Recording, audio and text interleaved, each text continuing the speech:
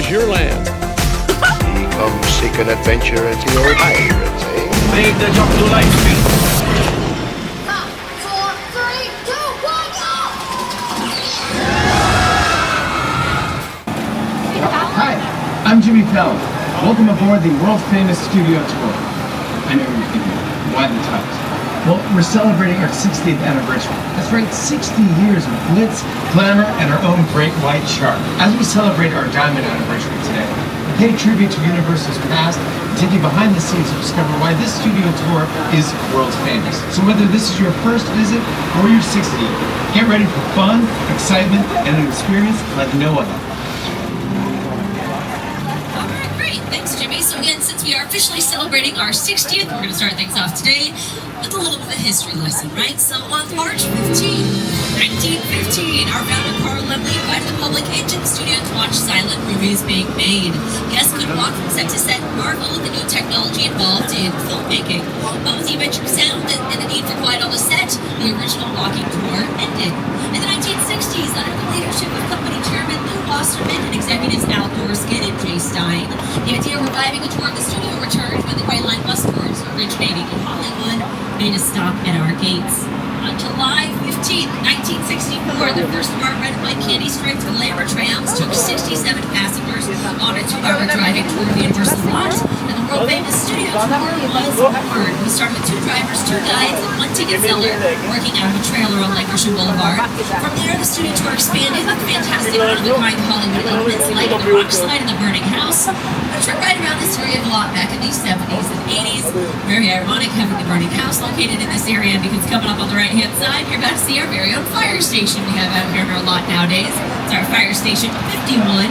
Now today you are actually on one of our 60th anniversary Glamor trams. It is one of our super trams, but it's dressed up in throwback style.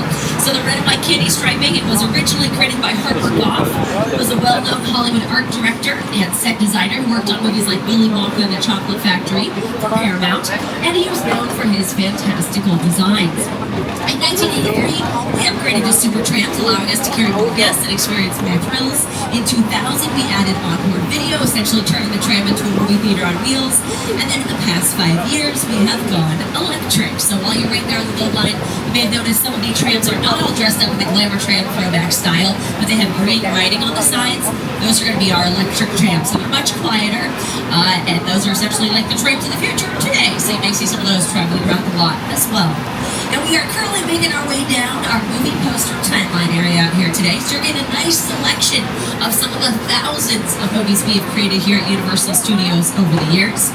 Coming up over on the left-hand side, you can see our very newly repainted Soundstage 12. It used to say The Voice on the side, but it was just repainted just a few days ago. It looks great.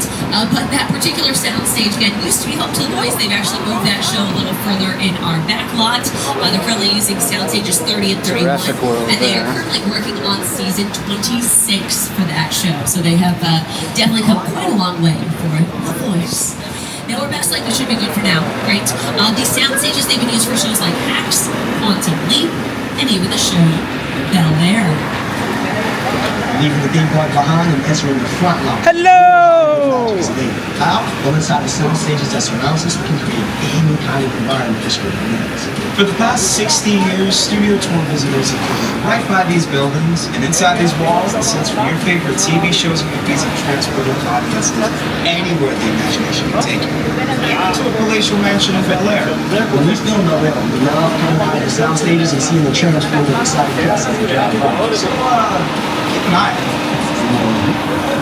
We'll see you in the studio tour. And again, those are a couple of actors from the show Bel Air. That's the one that's based on the Fresh Prince of Bel Air. Now, something you'll notice here today on the tour, a lot of the productions I'm going to mention to you, they do not have to be NBC or Universal productions because it works like a big rental facility out here. So, for example, the show Never Have I Ever, which airs on Netflix, they actually film seasons 2, 3, and 4 out here in our lot. Although, technically, that is a Universal television production that just so happens to air on Netflix. So sometimes the wires will cross a bit, but if you're going to mention like a Paramount production that filmed here in our lot, or a Disney movie that used one of our sets, that's because it works like a big rental facility out here. Now that show Never Have I Ever, they used to film over inside of Soundstages 16 and 17. Before they moved inside of those structures, those same Soundstages used to be home to one of my favorite shows, The Good Place. You, Eleanor Shellstrop, are dead. Cool. This location, the afterlife, come on. I've never ever seen this. You're in the good place. I'm not supposed to be here. I can't risk going to the bad place. Maybe it's not all that bad. How can I help you? What is the bad place? Well, it doesn't sound awesome. So the good place, when they filmed out here on our lot, they filmed out here for 4 very successful seasons. Now currently we are taking you all through an area known as Sitcom Alley, which essentially means we've had a lot of sitcoms or TV shows filmed out here over the years, including a lot of the shows you're seeing up on your screens there. Although, quick disclaimer, not all of these shows are filmed here on our lot, they just all have to fall under that NBC, Universal, or Peacock umbrella. Up here on the right, you're seeing a couple of adorable minions, and down there on the Illumination Entertainment side, they are all prepped and ready for our 16th anniversary as well today. But speaking of Illumination Entertainment, I'm actually going to go ahead and bring in one of the founders of that company. He's going to tell you all about our production bungalows. Those are coming up here on the left-hand side. And then he's going to mention one of their upcoming projects. In the early days of the studio, these bungalows were used as dressing rooms to the stars of Hollywood's golden age. Now, they're used as offices where some of Hollywood's top directors, writers, and producers work their magic to get a production ready, including my company, Illumination. At Illumination, we've made some of the most successful animated films in box office history, including Despicable Me, The Lorax, The Secret Life of Pets, Minions, Sing, Grinch, and the Super Mario Bros. And the team is hard at work again as we launch our next film, Despicable Me 4.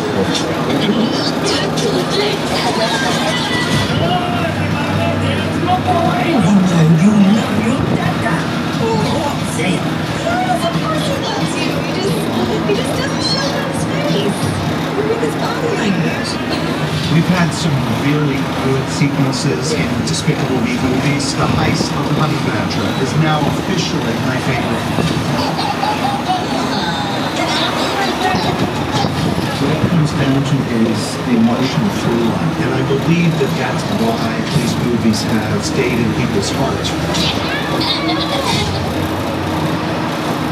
There he was mentioning our production bungalows that we were just passing by there on the left-hand side. We actually passed by a big MP that stands for Mark Platt. He's one of the main producers on the upcoming Wicked production. So Wicked Part 1, that's what's in theaters right now. Thanksgiving time this year, so we all have that to look forward to. And also on the left-hand side, we're passing by a couple of our newer sound stages. They look a little different. We've got a couple executive offices and dressing rooms on the front-facing wall there. Those structures very recently they've been used for shows like Lopez versus Lopez, as well as St. Dennis Medical. It's a brand new medical comedy that'll be on NBC this fall. Looks like at this point we can officially say goodbye to the front lawn and hello to the backlot, which means that it's time for some more Jimmy Fallon. We're about to cross the imaginary boundary onto the back lot, where we have exterior sets for many outdoor scenes. Over the last 60 years, studio tour guests have seen these locations turned into big cities, quiet suburbs, even that guy's hometown. Yeah, that guy. For countless movies and TV shows. This is Universal's Metro Sets. Perfect. Next to me, yes. So we are heading to our Metro Sets first. So over on the right-hand side, we're going to be passing through our Brownstone Street location. For those of you who've been on the tour in the past, you'll notice this area looks very different right now. They have it all set up for that new medical comedy. Again, they're calling it St. Dennis Medical, so you can see like the emergency drop-off area, the ambulance hangout location as well. So really neat to see it all prepped and ready for that new show. They've been filming here over the last couple of weeks on our lot. Now, our next area, I'm actually going to go ahead and let Bob Gale and Leah Thompson prep us for our next area. Welcome to the Courthouse Square. These sets were used to create Hill Valley in the Back to the Future films. And they represented multiple time periods, 1985, 1955, and the far, far distant future, 2015. To this day, this is one of the most popular sets on the Universal Studio Tour. We had a lot of fun making those films here on the lot. I wonder what it'd be like to go back to those days. If only we had a time machine. Hey, buddy, do you think we can get this tram up to 88 miles per hour? Do it!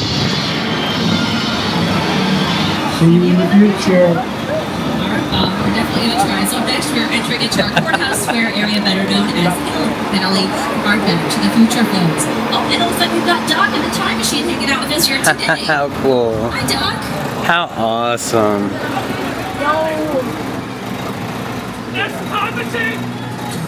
How many gigawatts does it take? How many gigawatts? Yes. Hey, me walking about 0.0002. Where's the clock tower? I nearly fell off that thing.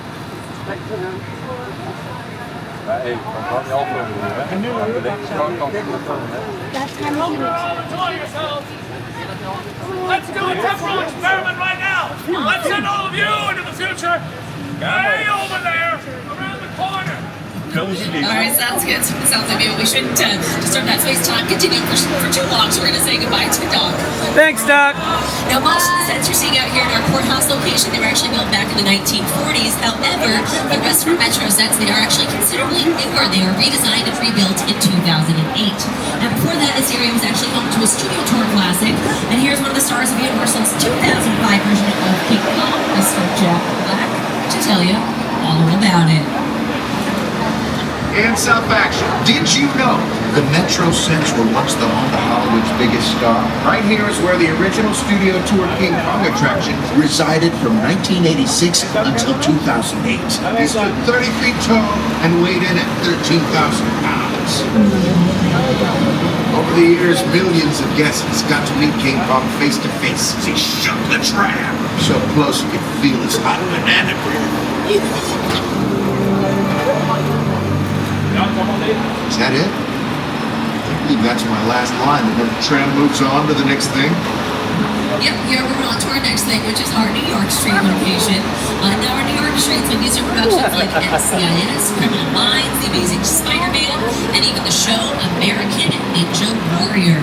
Now for The Amazing Spider-Man, this area looked very different out here for that movie. They actually draped green screens over the sides of our facades.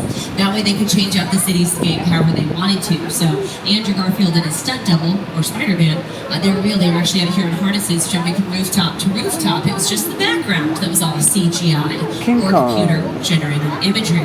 And again, we do call this area our New York Street, but it doesn't necessarily have to be New York. In fact, if you saw Transformers, they transformed this area into downtown LA. Or maybe you saw the Blues Brothers, this area was Chicago. When the Pinto fell and we saw it land and make this big hole in the street, that was on the Backlot. We dropped it from a crane. You dig like that in Chicago, I'm good on it too. When people ask me, all of the movies I've ever done, what is the most satisfying and the most fun, I've got to say Blues Brothers. We got to sing, we got to dance, got to drive and train with the best stunt people in the world, and got to be an actor and a writer. So it was a good piece of work. Danny called John America's Guest because just to walk in anybody's house. During the shooting of the movie, John was missing, we couldn't find him. Danny went off looking for him. We saw a light on in this one house and knocked on the door. I said, sir, we're doing a movie down here. We're looking for one of our actors. Oh, John, yeah, he's on my couch. He came in, he had a snack a couple hours ago. He's sleeping. He was America's Guest, and he literally got here. Now, other times, the tram is featured on purpose, and we like to call those moments tram cameos.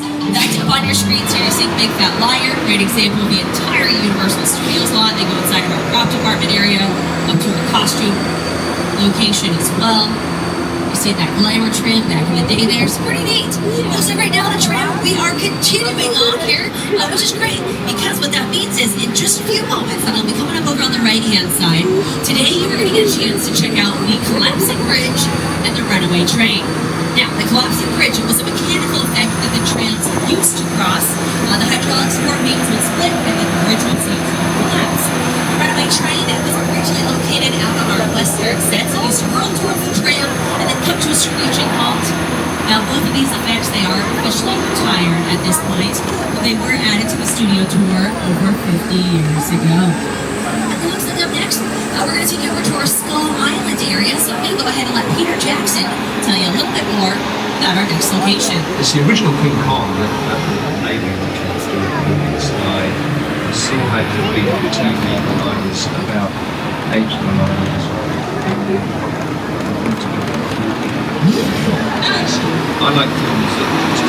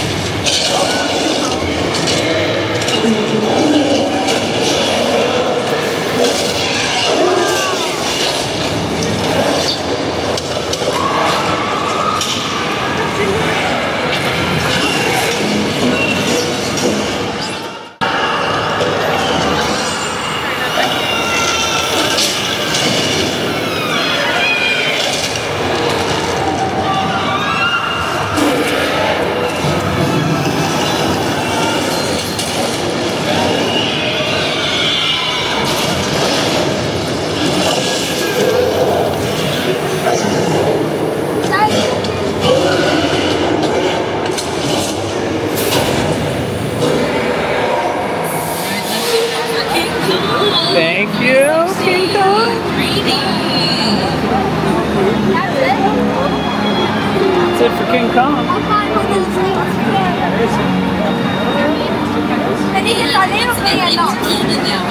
Kong 360 3D, one of the most intense 3D experiences on the planet. And Peter Jackson, you know, he directed King Kong. A lot of help with all those special effects back there. From the folks over at Wedded Digital, now officially known as Wedded FX. They've won numerous Academy Awards for work on films like Avatar, All the Rings, and King Kong. At this point in the tour, you guys can go ahead and hang on to those 3D glasses. You'll definitely need them a little later on here at the tour. If you take a quick look at your screens right about now, you can see that room that we were just in. Those screens that were 40 feet tall and 180 feet wide.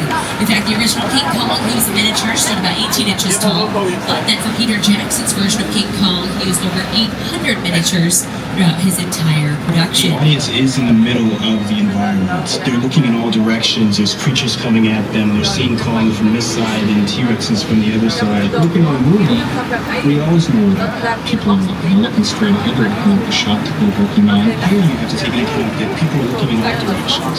Also, what happens is with all the movies that we used to work on, there's no cuts because it's one giant shot and it's trains driving around through Skull Island because where the train is from. This really represents where the screen was 10 meters away. The creation of about 50 minutes of a feature film. That amount of visual information, that number of pixels, and doesn't even to know it's a hell of a lot.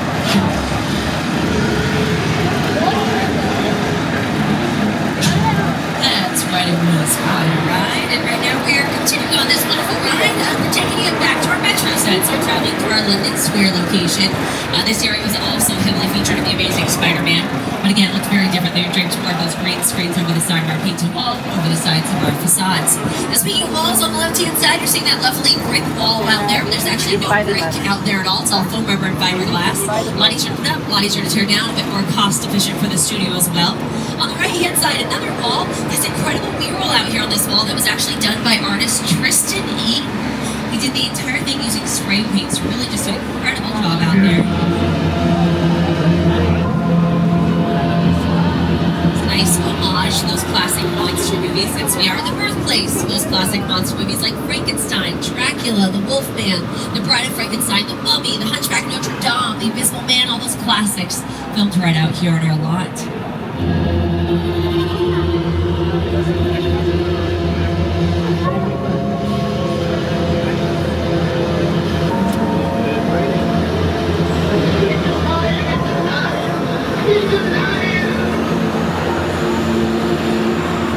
Alright, so as we continue to cruise along here, come on over on the left-hand side, you all are about to see a nice little body of water out here.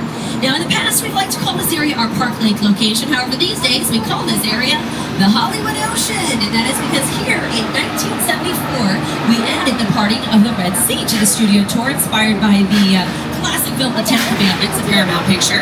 As part of the movie, Charlton had made an appearance to part the waters for our guests. The Glamor Tram seemed to drive right through the lake and give everyone on board a sea-level view. This tram is overloaded. Tell them they can walk on water as part of the tour. There have also been exploding water mines, torpedoes, and prop submarines as part of the action on the lake. Now, you may have also recognized that location out there as the Black Lagoon from Creature from the Black Lagoon. Again, we really do love our monster movies here at Universal. In fact, we love them so much that opening up next year in Orlando is Dark Universe at Universal Epic Universe. Again, that is opening up next year in Orlando. Now, coming up next, looks like we're going to take you over to our Little Europe area, which is great because Little Europe is officially the birthplace of those classic monster movies. Our Little Europe here is also home to The Good Place, at least for those exterior sets. In fact, I know I played you this clip a little earlier in the tour. I'm going to go ahead and replay it up on your screens here, just so you can see what this area looks like when it's fully dressed up for a production versus what we're about to see out here today. Now, maybe you've watched The Good Place, no worries. Maybe you're one of my Disney fans on board the tour, and you recognize this area as Genovia from Princess Diaries 2, or Royal Engagement. It's where they held the princess parade for the royal wedding. This area was also featured, if you remember, in the late 90s. Disney did a revamped version of Cinderella, starring Brandy, Whitney Houston, Whoopi Goldberg. They used our town center area for that production. And then Disney's Pirates of the Caribbean. They filmed a whole bunch of scenes out here as well. But again, honestly, what this area is really well known for, those classic monster movies. The Mummy, Hunchback of Notre Dame. It's amazing. Classic. Just really. That Frankenstein.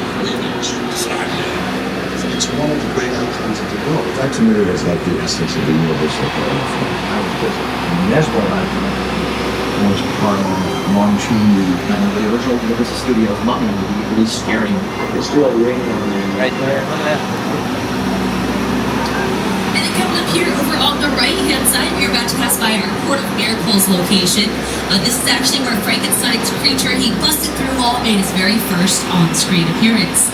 This was also featured in that revamped version of Cinderella that I was mentioning to you. So two very different productions utilizing the same sets. So these areas really are used over and over and over again. In fact, there's a commercial out right now featuring Pedro Pascal, and he wakes up and then he like follows this trail dust of, or trail of maybe sand, magic sand if you will, and essentially leads him out to the beach where then he has like a nice drink from his beer. That whole commercial filmed right out here in our lot. It's pretty neat. Over on the left-hand side, you're seeing a nice traditional house set. This house was originally designed for a show called Home and Family, which aired on the Hallmark Channel. It was a daily talk show that used to film out here in our lot. But they've since wrapped things up for that production, so now we have a couple new shows been using this set. One of the shows is Bel Air. Again, that's the one that's based on the Fresh Prince of Bel Air. For season 1, it was an influencer's house. The show Never Have I Ever, they did some filming there for season 3. Or maybe like those baking competition shows, the show Baking It for season 1. They filmed a bunch of cute Winter Wonderland scenes in the backyard area there. So lots of uses over the years. And the neat thing about that particular house set, there are actually 2 kitchens inside. One of the kitchens works the other, and then they edit those scenes together so that way it looks like, oh yes, they've gone up the stairs upstairs. In reality, that set might be right next door. But it looks like enough chit chat. We're going to head on in. Welcome to Soundstage 50. Looks like today they have also have like a subway station. Great. I'm seeing any vehicle numbers right now. Some active production folk here, just a moment or two. So we'll hang tight here for a moment just so they can kind of really explain to us what the scenario is that they're setting up. I was in San Francisco. Okay, great. We can use those in context. Okay, nothing to worry about, folks. Just run our California truckers. You know, we get those sometimes. Just remain calm.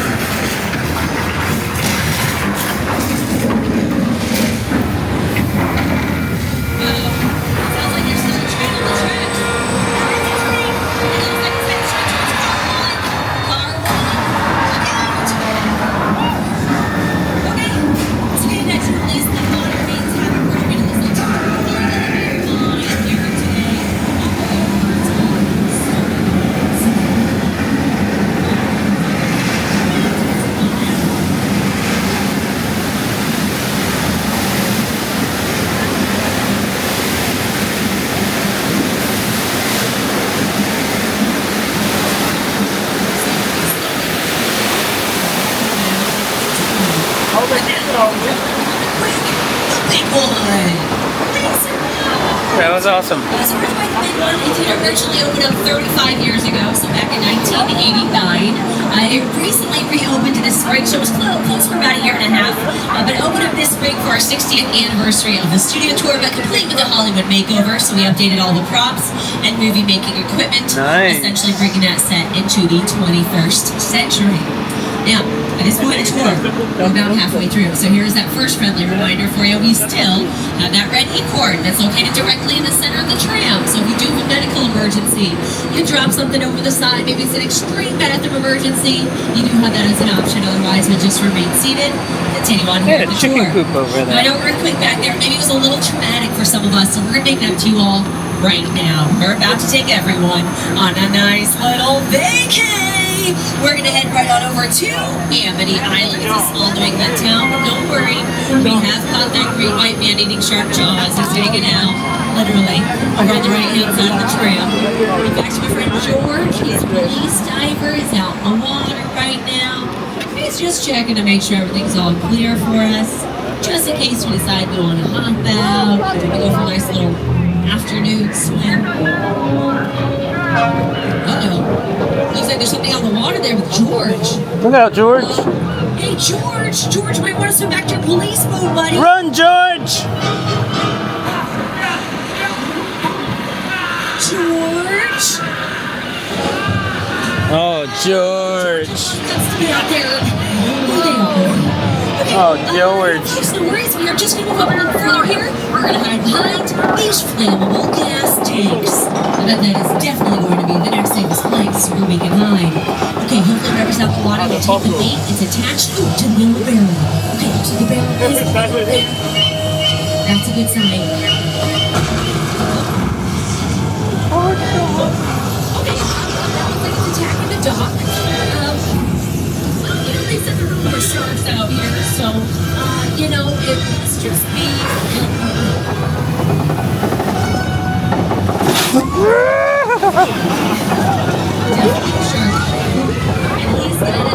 His name is Bruce. Bruce is nicknamed after Steven Spielberg's attorney. We also recognize that name Bruce. It's the same name of the shark in Finding Nemo. Fish are friends. So their Bruce was nicknamed after our Bruce, who then really was nicknamed after Spielberg's lawyer. Still his lawyer to this day. But Bruce out there, he was as much of a menace off screen as he was on screen because Bruce was originally designed for fresh water. But director Steven Spielberg decided to move most of the filming right off the coast of Martha's Vineyard, so as soon as Bruce hit that salt water, he also hit upon the Atlantic Ocean floor. Ooh, all right, looks like coming up next, we're about to take you all to another classic attraction here on the Backlot. But here to tell you all about it is today's show co-host and our official weather anchor, Mr. Al Roker. Take it away, Al.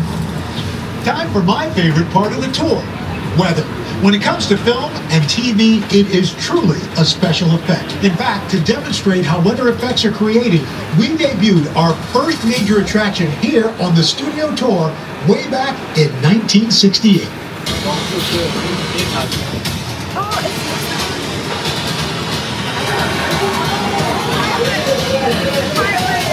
Welcome to the only part of the Backlot with a 100% chance of rain. The flash flood. This looks like right now we're venturing on down into our old Mexico location. You can recognize this area from productions like Nacho Libre, Three Amigos, and the Lady Gaga music video filmed down here. Jude music video. Sounds like we've got some thunder and lightning effects going on right now. The lightning effects, those are strobe lights, creating that effect out there for us today. And then for the thunder effects, those are speakers strategically placed throughout the set. And we've got some rain effects going on as well right now. Great. The rain effects, those are sprinklers, shooting the water straight up into the air, allowing the water to fall down naturally into the earth, just like rain would.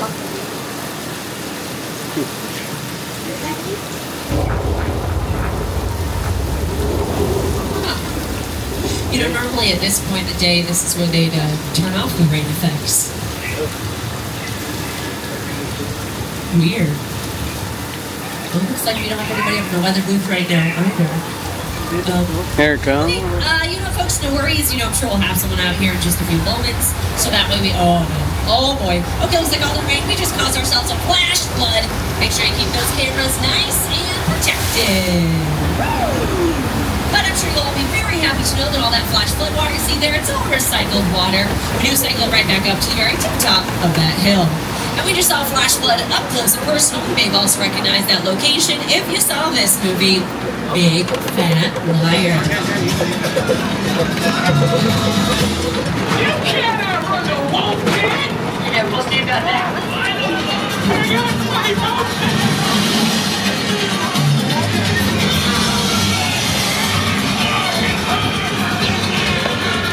Alright, so So after that flash flood, we're going to take it nice and easy now. We're going to hop that border, nosy right on down, our 6 Points location.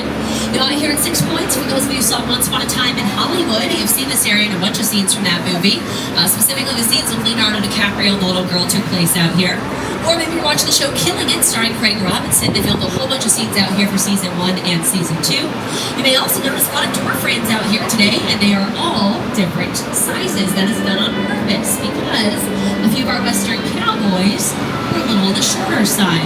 So what we would do is we would stand those shorter cowboys up in front of one of the smaller door frames. That way they would appear bigger, brawnier, stronger.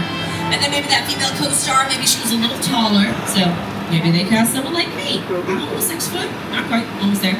But they'd stand me up in front of one of those taller door frames. That way I'd appear a little more petite, more vulnerable, in need of saving, if you will. It makes sense a lot of our cowboys would be on the shorter side because back in the day, we were really looking for folks who knew how to ride horses, so we would end up recruiting horse jockeys. Typically, those gentlemen are going to be smaller in stature, so definitely makes sense. Plus, you go back and watch a lot of those older westerns, you'll notice they always seem to have a water ditch that runs directly through the center of town, but there's never any water in that ditch. That's because that is meant for that female co-star to stand in, so when she's walking next to that cowboy, she's going to look ever so slightly shorter than her male co-star. So, there you go. Now, it looks like right now we are getting ready to turn the corner, and then in just a few moments, we're getting the chance to turn another corner. We're going to make our way up through Steven Spielberg Drive, which is perfect because I'm actually going to go ahead and bring up Steven. He is going to tell us all about the Jaws attraction and how it came into existence. The Jaws ride was almost the inevitable result of the size of the box office when Jaws first opened in June of 1975. And that was really the first time I ever got involved in the creation of a ride. It was a great honor to be invited into a creative circle of tremendous designers at Universal that were trying to figure out how to replicate what the movie had done to audiences in a real way by building a physical shark that would come out of the water and terrify tourists as they were sitting in the tram. And the most amazing thing about the Jaws ride is it is exactly as it was from the time it was first placed on Universal Lot. There have been tweaks, of course, over the years, but it is essentially what the designers and myself all envisioned and created.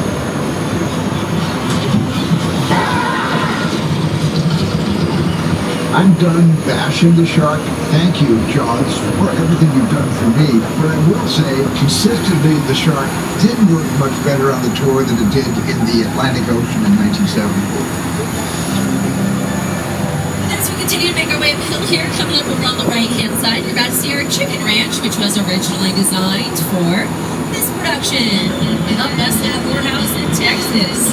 It also heavily featured in Rob Zombie's House of a Thousand Corpses and LMFAO's Sorry for Party Rocking music video. So this is a great example of a practical set, which means we can film on the inside as well as the outside. Great example of that facade in the backyard there.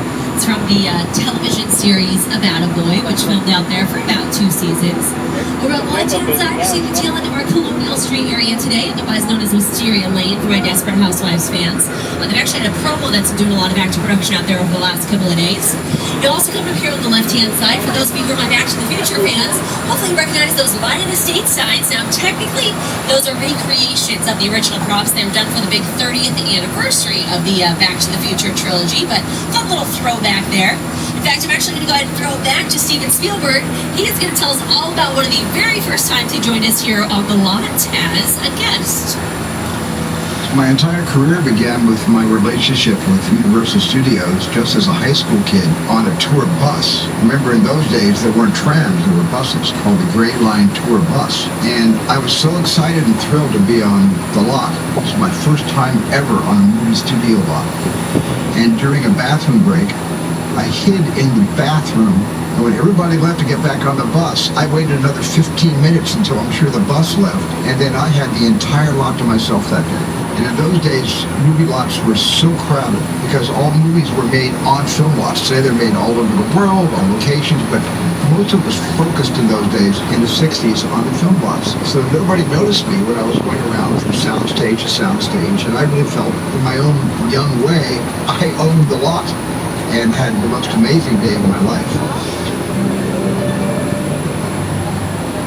worthwhile to think because, again, right now we are still currently traveling on Steven Spielberg Drive. In just a few moments, we're going to be checking out one of Steven Spielberg's sets. So Steven has done quite well for himself here on the Universal lot. Now, coming up next, we are about to show you the crash site from Steven Spielberg's War of the Worlds. For those of you who've been on the tour in the past, you'll notice we are getting a chance to take a look at this set from a different angle today. This is an actual Boeing 747 that was specifically destroyed for this set. We're going through it backwards. This perfectly symmetric set that is all designed around a vision of Steven. Again, to sit down and talk about Colonial, I thought, what if the 747 goes around right in a big neighborhood? Because it's just something you don't see. You're doing good. You're doing good. Keep your eyes on me. Listen, listen, I want you to close your eyes, okay? Now closed.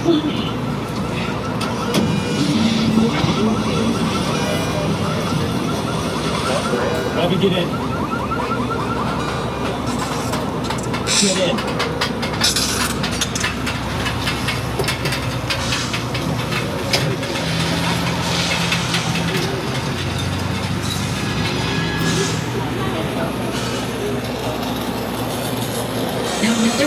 Way this airplane crash site set is used. Twice a year, the SWAT team is out here with their search and rescue dogs, and they do search and rescue training out here. Since it's an actual airplane, it's a fantastic training facility for those animals, so kind of cool. Monstros 2, The Nightmares of Latin America, and then they just announced it's going to be based on the new Ghostbusters movie. So, again, we're still announcing what the themes are going to be, but it's a good time if you're into that kind of thing.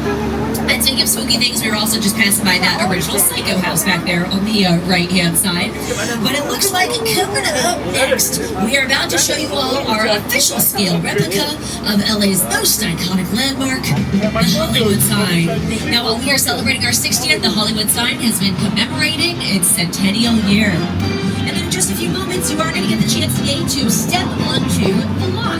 Now, this will be a limited stop for a limited time. You'll be disembarking for some fun, once-in-a-lifetime photo opportunities here. So that said, make sure you take all of your belongings with you, including those 3D glasses. You will need them when you resume the tour. While you're out there, you also may notice some QR codes that look a little something like this, like the ones you're seeing up on your screen there. Those are some Universal Cinematic AR filters. If you use those, you get the chance to create your own iconic Universal experience. So.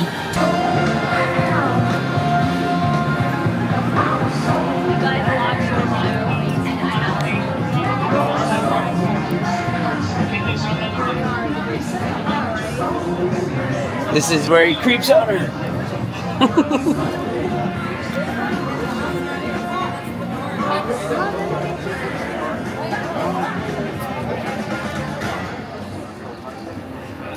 Pitter Pat Glitter Cat. Jesse's World. Tick tock on the clock. Streets across, still life of Mike. What?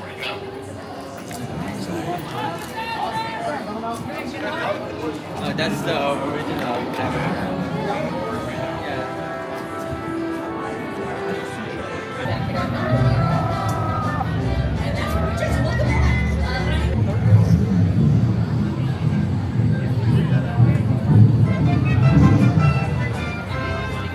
Movie magic only happens when a team of collaborators, often in the hundreds, work together to take an impossible notion and bring it to life. This is Jupiter's Corner, a nostalgic, small-time Southern California amusement park owned by former child star Ricky G. Pop.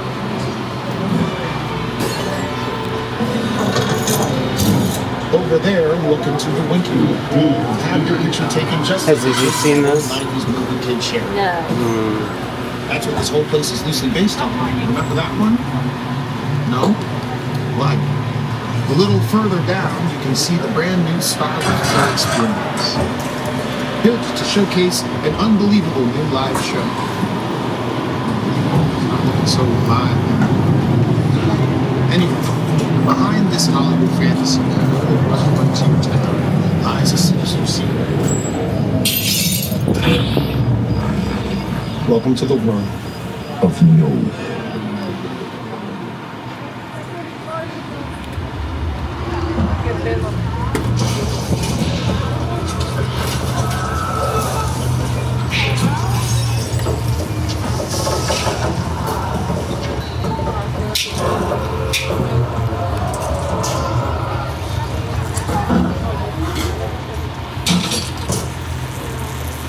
looks like it's time for us to get out. Now, one of the things that I think makes Nope so spooky is the sound design. That's such a clever way to display it into a tour. But we're currently heading to a part of the studio where we once had an attraction known as the Doomed Glacier Expedition, or better known as the Ice Tunnel. Featured in an episode of The $6 Million Man starring Lee Majors with Andre the Giant as Bigfoot. The tram would climb to an imaginary elevation of 12,000 feet, and the only way back to the theme park was through the ice tunnel, where the slightest sound could trigger an avalanche, and it always did, causing the walls to spin, yes, tilt a lot with the Hollywood special attraction.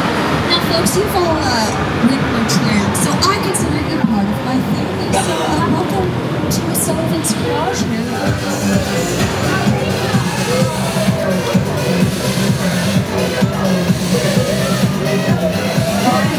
Everybody out! The FBI! Turn that music off!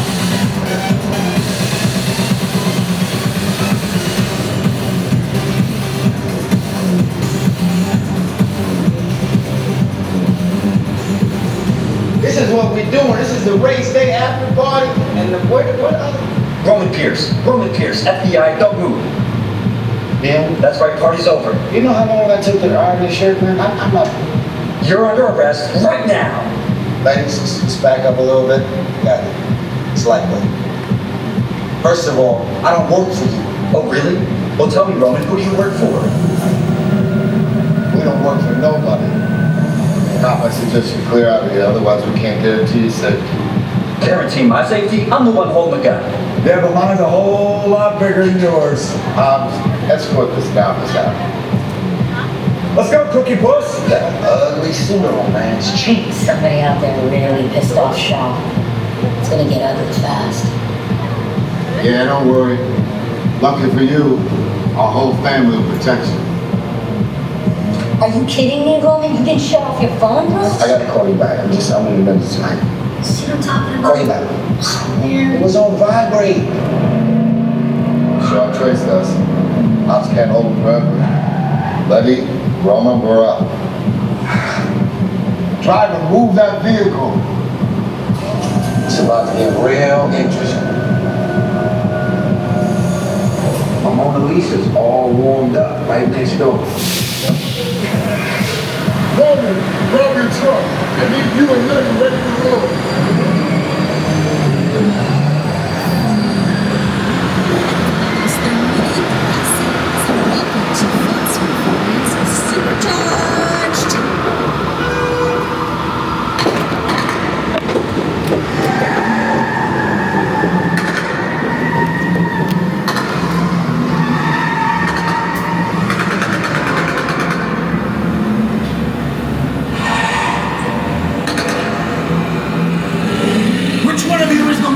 Speak now, or you all get fried! This is our turn. After them! Okay, guys, it's showtime! Come on! Let's get into it fast enough! Logan, let me hook him up! Move by the horn! Now we're moving. Yeah, look out! You're gonna be the one with Toronto at the call of the day. I'm not company!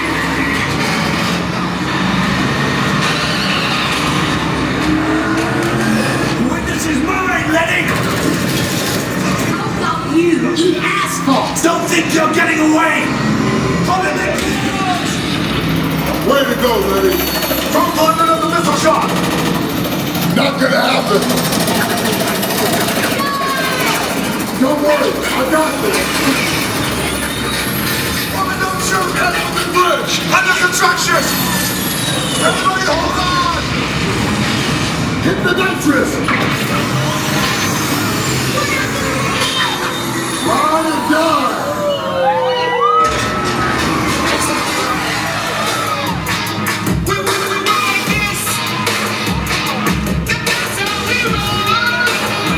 You just survived! Fast and Furious Supercharged! Let's go! That's some very cool things.